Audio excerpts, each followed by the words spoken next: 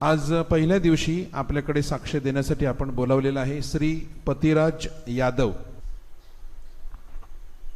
प्रिय भाइयों और बहनों, जैसा कि फादर ने बताया, मैं उत्तर प्रदेश से हूँ। पतिराज यादव मेरा नाम है।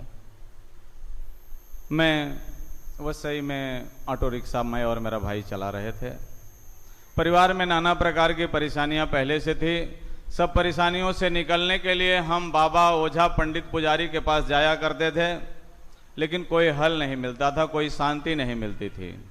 इसी बीच में अखाड़े में कुश्ती करते समय मुझे एक गंभीर मार लग गई कमर में, जिसकी वजह से मैं रिक्शा नहीं चला पा रहा था। कुछ महीनों के बाद मेरा भाई जो मेरे साथ रिक्शा चला रहा था, 28 साल की उम्र में ही उसका रोड एक्सीडेंट हो गया और रोड पे वो मर गया। अब हमारे परिवार का दर्द असहनीय था। इसी दौरान मेरी मुलाकात मेरे मित्र के एक भाई मानिकपुर के अनिल अलमेड़ा से हुई। उन्होंने ताबोर आश्रम की प्रार्थना के बारे में बताया। पहली बार 24 जुलाई 99 को मैं ताबोर आश्रम गया। कुछ जो भी प्रार्थना थी, ऐसी प्रार्थना मैंने कभी देखा था नहीं, सुना था नहीं, सब अजीब लग रहा था और ज्यादातर मैं दुविधा में पड़ा था। दोपहर का खाना खाने के बाद मैं आश्रम में घूम रहा था। दरवाजे पर लिखा हुआ था, प्रभु यीशु में विश्वास करो, तुम और तुम्हारा घराना उद्धार पाएगा।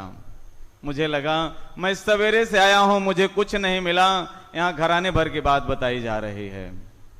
आगे बढ़ा, किचन की दीवार पर बड़े शब्दों में लिखा हुआ था, थके मादे बोझ से दबे लोगों मेरे पास आओ, मैं तुम्हें विश्राम दूंगा।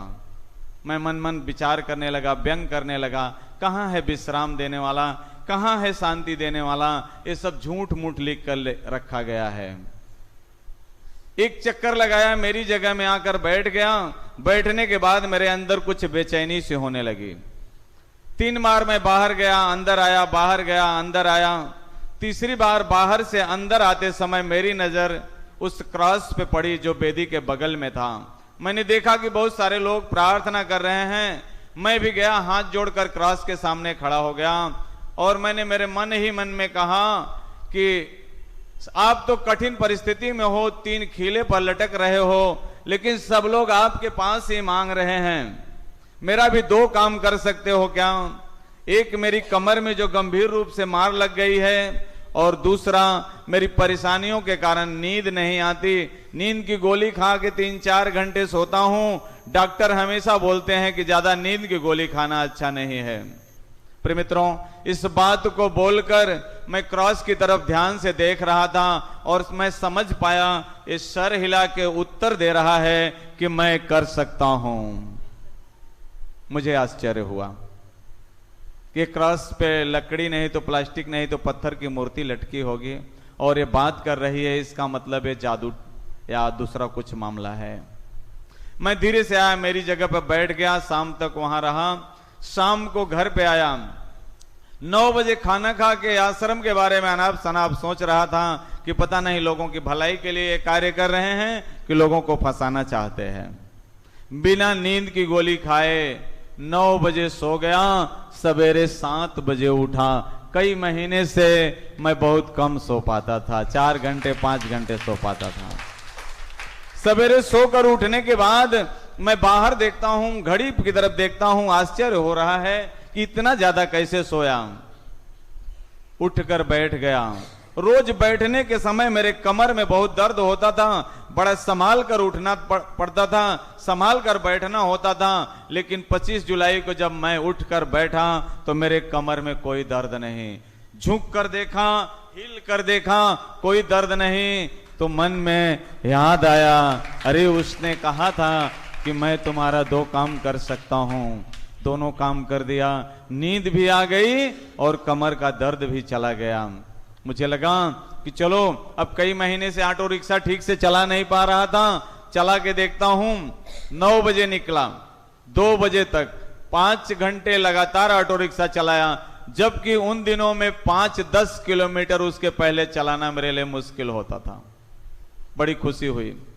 दोपहर 2 बजे आया, घर में खाना खाया। खाना खा के घर में एक कोने में बैठ गया और विचार करने लगा कि वहां पे प्रार्थना क्या हो रही थी। हाँ, तो thank you Jesus, praise you Jesus, hallelujah.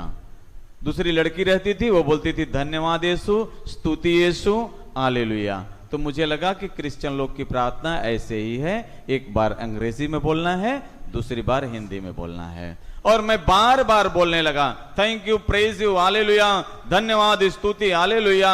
मेरे अंतःकरण को एक गहरी शांति का अनुभव होने लगा, मुझे बहुत ही शांति का अनुभव होने लगा और मैं बार बार बहुत ज्यादा बोलने लगा। अब ये मेरी प्रार्थना बन गई, दिन भर की प्रार्थना, सोते जागते काम करते, thank you Jesus, praise you Jesus, hallelujah, धन्यवाद यीशु, स्तुति यीशु, हालेलुया।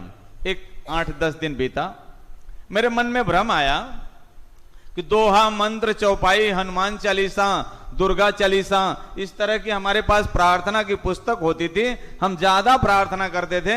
अभी 3 ही बातें हम दोहराते हैं, thank you, praise you, hallelujah, धन्यवाद, स्तुति, हालेलुया।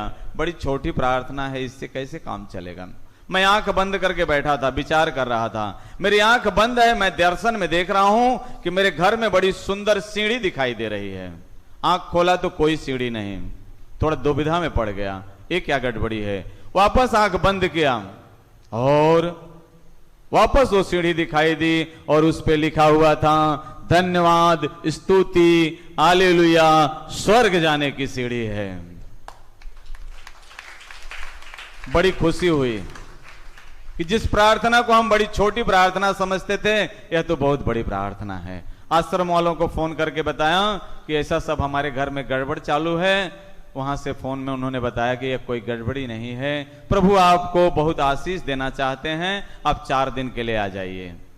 मैं 1 महीने के अंदर 22 अगस्त को 4 दिन के रिट्रीट के लिए गया। 4 दिन के रिट्रीट के बाद मैं बड़ी खुशियों से भर गया। यीशु का एक छोटा सा फोटो लाया, एक पॉकेट बाइबल लाया और जितना घर में सब देवी देवता से दीवार भरी थी, जितना भी प्रार्थना पुस्तक, धार्मिक ग्रंथ थे, सबको उठाया, बांधा और प्रभु यीशु का फोटो लगाया, एक छोटा सा बाइबल उधर रख दिया और मैंने घोषित किया कि अब हमें वह प्रभु मिल गया है जिसके बारे में हमारे गुरु लोग सिखाया करते थे।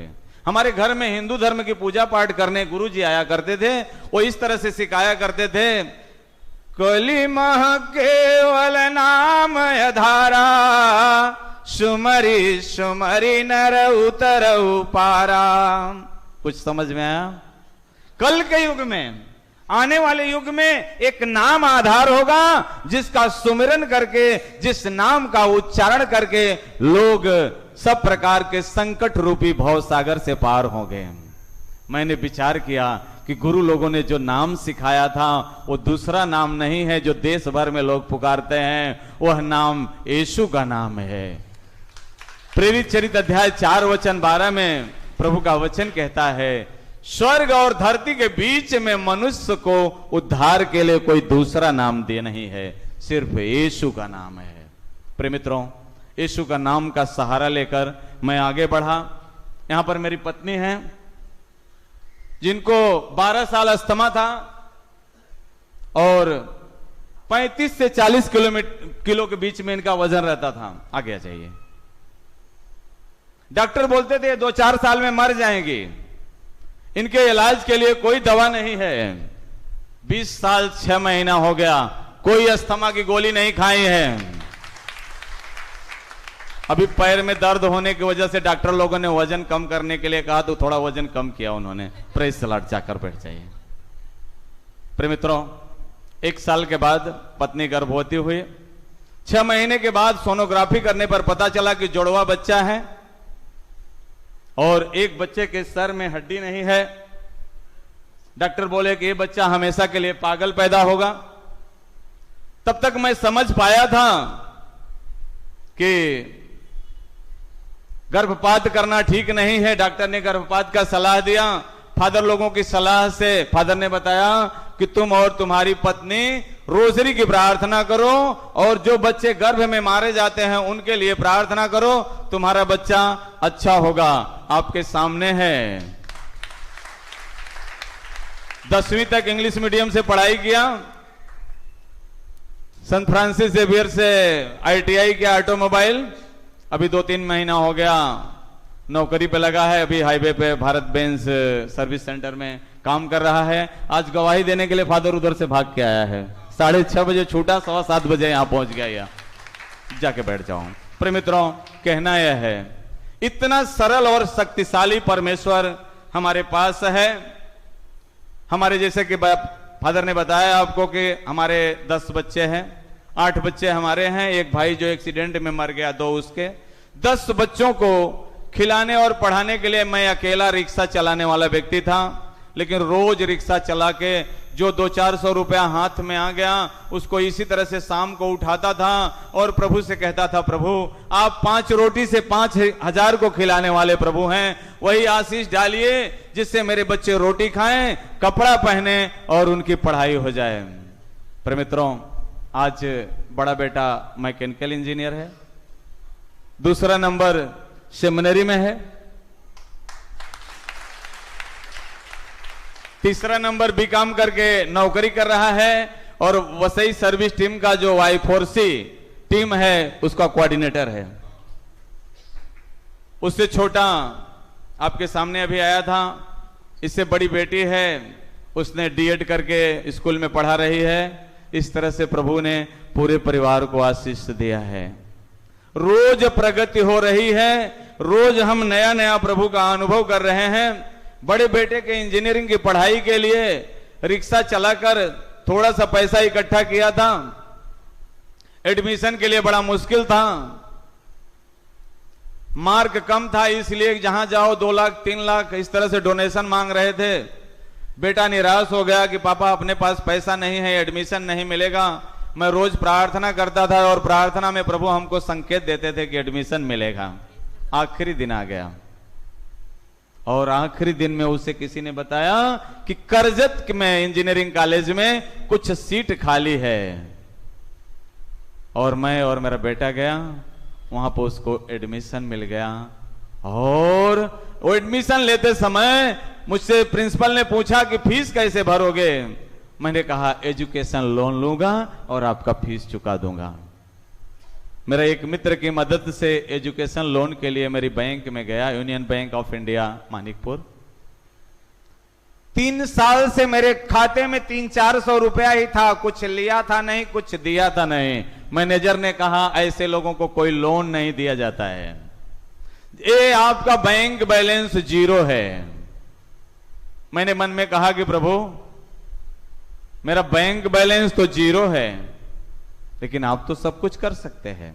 मैंने आंख बंद किया और मैंने देखा कि इस 0 में प्रभु यीशु दिखाई दे रहे हैं। मैंने मेरे मित्र से कहा कि भाई आप चिंता करने की जरूरत नहीं है, बैंक बैलेंस तो 0 है, लेकिन इस 0 में हमें प्रभु यीशु दिखाई दे रहा है, तो आगे का प्रबंध प्रभु करेगा। बिना कर्जा लिए बेटे की इंजीनियरिंग की पढ़ाई हो गई। Praise the Lord. पर मित्रों, हुआ यह, एक संकट आया, बेटा इंजीनियर बन गया, घर में बड़ी खुशी हो गई। 8-10 दिन बीता। एक दिन शाम रात की प्रार्थना के लिए, जागरण प्रार्थना के लिए मेरे बच्चे जा रहे थे और रास्ते में बड़े बेटे को जो इंजीनियर होके आया उसी को सांप काट लिया। इसके पहले मेरे परिवार में ऐसी घटनाएं हुई थी, जब किसी को सांप काटा तो वो मर गया, कोई एक्सीडेंट हुआ तो मर गया, अर्थात तो किसी भी घटना में कोई बचा नहीं था। अब हम लोगों के सामने मृत्यु दिखाई देने लगी। मैंने प्रभु से प्रार्थना किया, बच्चे को लाया वसई गांव सरकारी अस्पताल में। डॉक्टर ने देखा और मुस्कुराया। डॉक्टर ने कहा सांप तो जहरीला था, लेकिन काला खून बाहर आ गया है, इसलिए कोई खतरा नहीं है। इस तरह से प्रभु ने उस जहरीले सांप से मेरे बेटे को बचाया। 2002 में यूपी में फादर अनिल देव के हाथों में से बपतिस्मा लिया। मैं आज जो कुछ भी हूं उसके पीछे फादर अनिल देव का बहुत बड़ा हाथ है। मैं दूर जरूर रहता हूं, फोन के माध्यम से उनकी पुस्तकें और सीडी के द्वारा प्रवचन और वचन सुनकर मेरी तैयारी होती गई और मैंने लोगों के बीच में प्रचार करना शुरू किया। अब इस समय मैं कनोसियन फादर लोगों का स्कूल का बस चलाता हूं। और शाम को यहाँ वहाँ निकलकर झोपड़पट्टी में जाकर प्रचार का कार्य करता हूँ। कुछ लोग तैयार हो जाते हैं तो उनको रिट्रीट वगैरह के लिए ताबोर आश्रम वगैरह या जहाँ रिट्रीट रहती है फादर के आश्रम में वहाँ लेके जाता हूँ। इस तरह से लगभग 62 लोग बाहर से, 11 लोग मेरे परिवार से बपतिस्मा ले चुके हैं और आने वाले ईस्टर में हमें अंदाज है कि 10-12 लोग और भी बपतिस्मा लेने वाले हैं उस गांव से फादर। इस समय उस गांव में एक प्रार्थना चला रहा हूं, महीने में एक दिन गुजरात में प्रार्थना लेता हूं और प्रभु ने गवाही के लिए मुंबई, पुणे, गोवा, केरला, तमिलनाडु, मध्य प्रदेश, झारखंड, उत्तर प्रदेश और गुजरात वसई में हूं, इस तरह से इस्तेमाल कर रहे हैं। पिछले कुछ साल पहले मुझे बताया गया कि आप अगर लोगों को प्रचार करते हैं तो आपको थियोलॉजी करना जरूरी है, बाइबल का अध्ययन करना जरूरी है। तो मुझे पता चला कि वो तो इंग्लिश में होता है, मैं नहीं कर सकता। तो सिस्टर सेलिन ने बताया कि जीवन दर्शन केंद्र में मराठी में होता है, वो भी मुझे नहीं आता। मैं गया और वहां पर एडमिशन ले लिया। जब हिंदी भाषा में पढ़ाई करके बराबर एग्जाम दे रहा था तो फादर 10वीं में 3 विषय में फेल था। मराठी विषय में एग्जाम दे के कई लोग हमारे साथ हैं, हर साल फर्स्ट क्लास पास होता था। यह है प्रभु की कृपा। प्रिय मित्रों, इस बीच में कई उतार चढ़ाव आए, कई लोगों से प्रतिक्रियाएं मिली, कई लोगों से बड़ा विरोध मिला। मैं जहां रहता हूं, फादर ने थोड़ी सी, फादर को बराबर पता नहीं बताया किसी ने, मैं बस सही ईस्ट में रहता हूं, नाला सोपारा में नहीं रहता हूं, गोख्यूरे के पास बोईदापाड़ा में रहता हूं। और वहां पर बड़ा विरोध हुआ। सब बोलते थे कि चर्बी बाढ़ ली, टंगड़ी तोड़ना रमी, तेंची टंगड़ी टूट ली। Praise the Lord.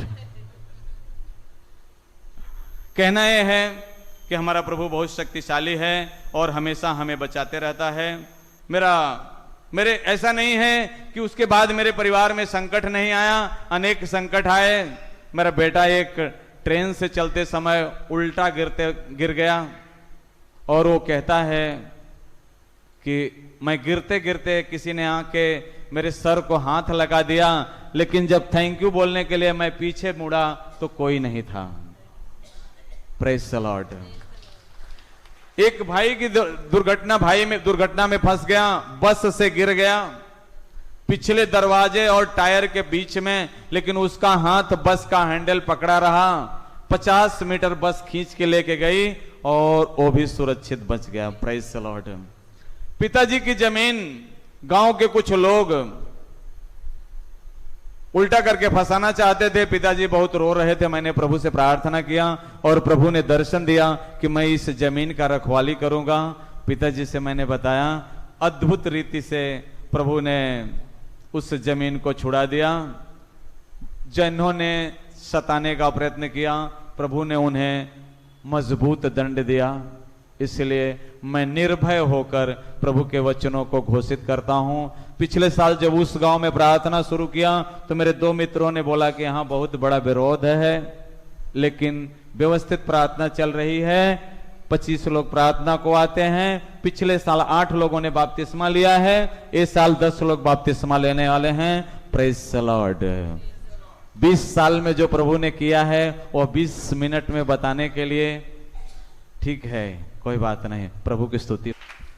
अजून जोरदार टाळ्या आपण प्रभूला देऊया, परमेश्वराला देऊया। Praise the Lord, praise the Lord. प्रभू किती महान कार्य करू शकतो। आपल्याकडे 450 वर्षाचा इतिहास आहे। 450 वर्षापासून आपण प्रभूला ओळखतो, तरी सुद्धा अजून आपल्याला प्रभूच्या स्पर्शाची गरज आहे। 20 वर्षामध्ये एका माणसाद्वारे प्रभू किती मोठं कार्य करू शकतो। एक माणूस नाही आहे, एक मोठा ही संस्था झालेली आहे की एक माणूस काय करू शकतो, संपूर्ण कुटुंब आणि काय पॉवर आहे, कोणाला घाबरत नाही। ख्रिस्त त्याच्या बरोबर आहे, कोणाला घाबरत नाही। वसई सारख्या त्या पूर्वेला तिथे राहून तिथल्या लोकांना येशूची ओळख करून देणं, येशूविषयी सांगणं, येशूविषयी बोलणं सोपं काम नाहीये। आपण घाबरतो, आपण गाडीत सुद्धा बोलायला घाबरतो मित्रांबरोबर की याला काय वाटेल, याला वाईट वाटेल का। परंतु त्याचं संपूर्ण कुटुंब आणि किती परमेश्वराने त्याच्या जीवनामध्ये चमत्कार केलेले आहेत आणि त्याच्याद्वारे परमेश्वर काम करत आहे. मी परमेश्वराला धन्यवाद देतो त्याच्या कुटुंबियाबद्दल आणि त्या संपूर्ण कुटुंबियासाठी प्रार्थना करतो आणि त्यांना विनंती करतो की आमच्या तरुणांसाठी प्रार्थना करा.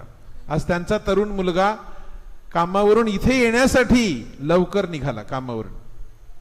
मी काल सुद्धा सांगितलं की आपल्या सगळ्या मुलांना, तरुण मुलांना या 9 दिवसामध्ये मिसाला येऊ द्या, देवळात येऊ द्या. देवळात येणं आज जगामध्ये खूप मोठे बाहेर मोह आहेत, बाहेर खूप गोष्टी आहेत. आपल्याला ह्या सगळ्यातून आपला परमेश्वर आपली माऊली वाचवणार आहे. मी पतिराज यादव आणि त्यांच्या कुटुंबियांना मनापासून धन्यवाद देतो.